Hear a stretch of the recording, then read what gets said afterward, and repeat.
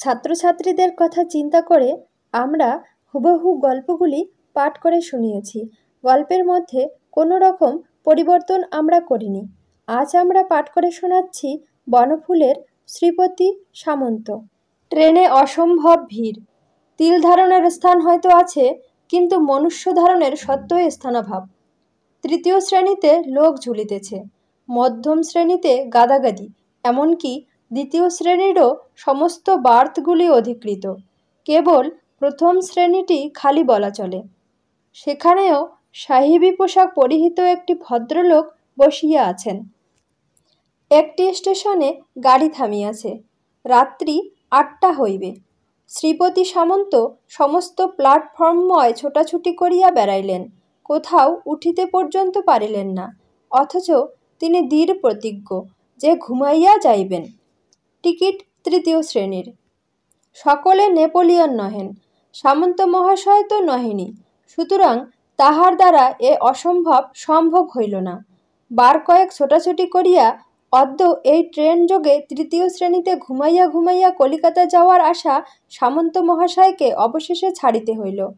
কিন্তু অদ্য তাহার নিদ্রার নিতান্ত প্রয়োজন। বিগত ৩ রাত্রি মোটে ঘুম হয় নাই। সর্বেশ্বরবাবুর নাতিনীটির বিবাহের গোলমালে ২ রাত্রি তিনি চোখের পাতায় এক করিতে পারেন নাই। কাল তো অসহ্য গরম গিয়াছে, লোকে পাখা নাড়িবে না ঘুমাইবে।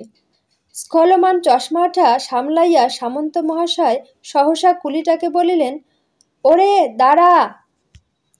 শ্রীপতি সামন্ত নেপোলিয়ন নহেন, তাহা ঠিক, কিন্তু তিনি স্বর্গীয় ছিদাম সামন্তের কীর্তিমান পুত্র।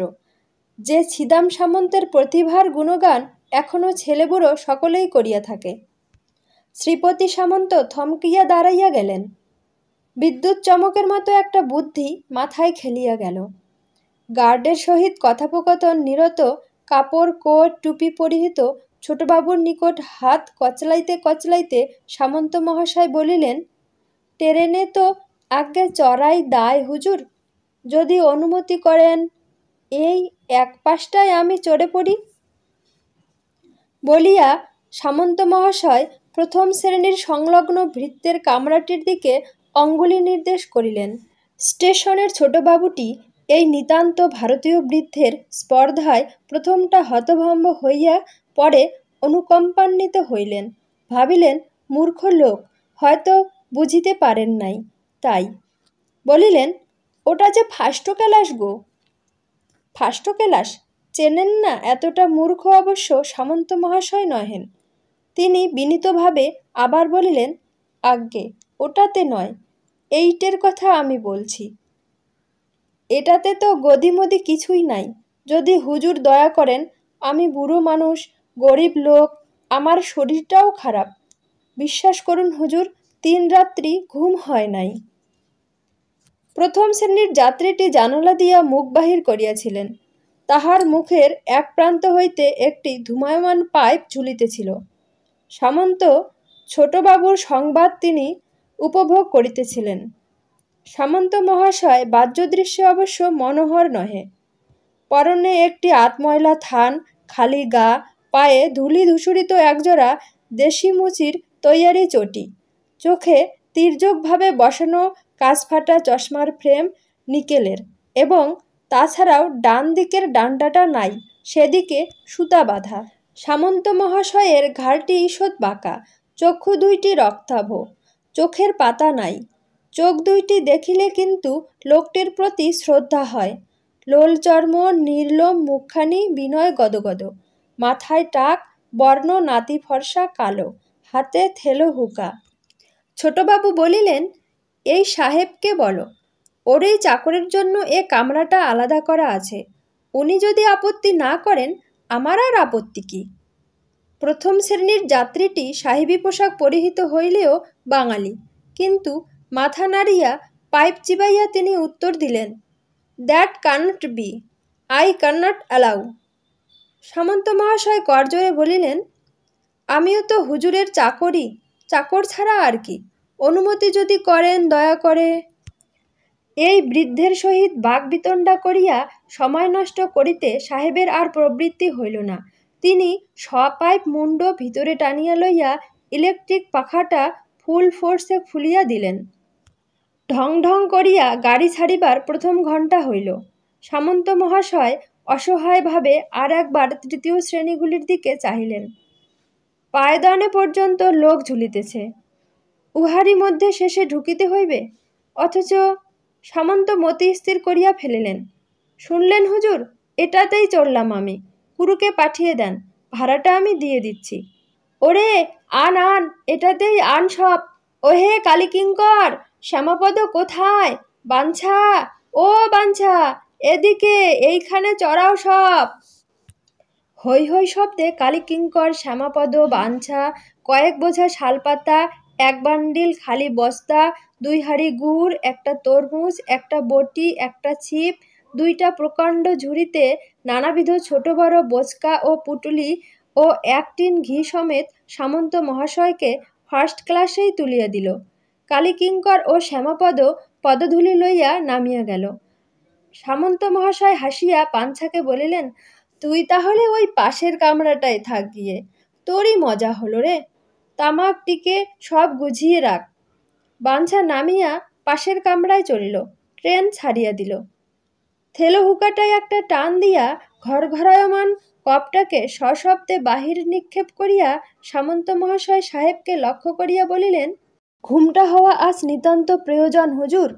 কাল সকালে মাথাটা ঠিক রাখা দরকার। অনেক টাকার কেনাবেচা করতে হবে। যথাসময়ে গুম্ফমশ্রু সমন্বিত পাঞ্জাবি ক্রু আসিয়া দর্শন দিলেন ও ভাড়া চাহিলেন। সামন্ত মহাশয় বেঞ্চির উপর উবু হইয়া ক্রুর দিকে ঈষৎ পিছু ফিরিয়া বসিয়া কোমর হইতে এক সুদীর্ঘ গেজে বাহির করিয়া বেঞ্চির উপর সেটি উজাড় করিয়া ঢালিলেন এবং ক্রুর নির্দেশ মতো নিজের যাবতীয় জিনিসপত্রের ভাড়া চুকাইয়া দিয়া সরসিত গেজেটি পুনরায় কটিবন্ধ করিলেন।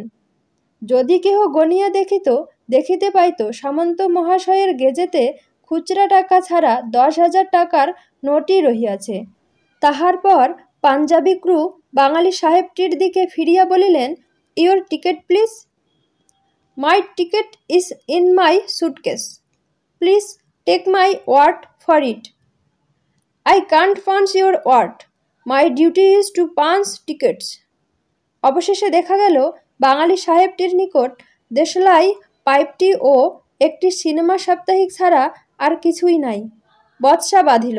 বিশুদ্ধ ইংরেজিতে বেশিক্ষণ বচসা চালানো শক্ত। সুতরাং উভয়েই রাষ্ট্রভাষা হিন্দির শরণাপন্ন হইলেন। সামন্ত মহাশয়ের একটু তন্দ্রা আসিয়াছিল, ভাঙিয়া গেল। তিনি উঠিয়া বসিলেন। এ আবার কি ফ্যাসাদ উপস্থিত হইল! ঘুমাইতে আর দিবে না দেখিতেছি। ভগবান বিরূপ হইলে কাহার বাবার সাধ্য ঘুমায়। দুর্গা শ্রীহরি। সামন্ত মহাশয় সশব্দে বিজম্বৃণ করিলেন। সহসা সামন্ত মহাশয়ের কানে গেল, কুরু যেন সাহেবটিকে বলিতেছে যে বাঙালি বাবুদের সে ভালো করিয়াই চেনে।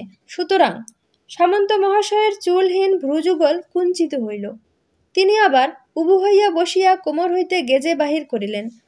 ও কুরু মহাশয়, বাজে কথার কচকচিতে আর কাজ কি?